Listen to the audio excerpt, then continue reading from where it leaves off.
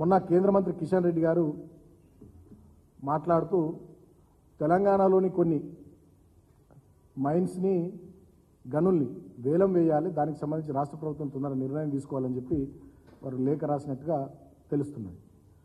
So దాంట్లో భాగంగా ఒక 5 ఐరన్ ఓర్ మైన్స్ అంటే ఇనుప ఖనిజపు గనులు, ఒక 5 లైమ్స్టోన్ సున్నప్రాయి ఖనిజపు గనులు, 1 మ్యాంగనీస్ ఖనిజానికి సంబంధించినటువంటి గని, మొత్తం 11 గనులకు సంబంధించి వేలం వేయాలని చెప్పి వాళ్ళు కిషన్ రెడ్డి గారు ఈ రాష్ట్ర ప్రభుత్వానికి లేఖ రాసినట్టుగా తెలుస్తున్నది.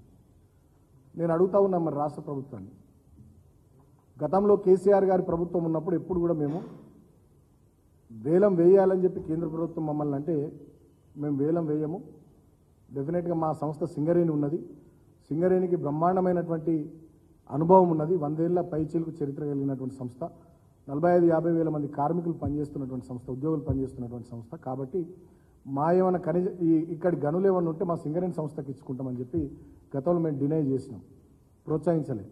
మరి ఇవాళ రాష్ట్ర ప్రభుత్వం తన వైఖరి తెలియజేయాలి ఈ విషయంలో. ఇప్పటిదాకా రాష్ట్ర ప్రభుత్వం మరి ఎవరు మాట్లాడట్లేదు, ఉలుకు లేదు పలుకు లేదు.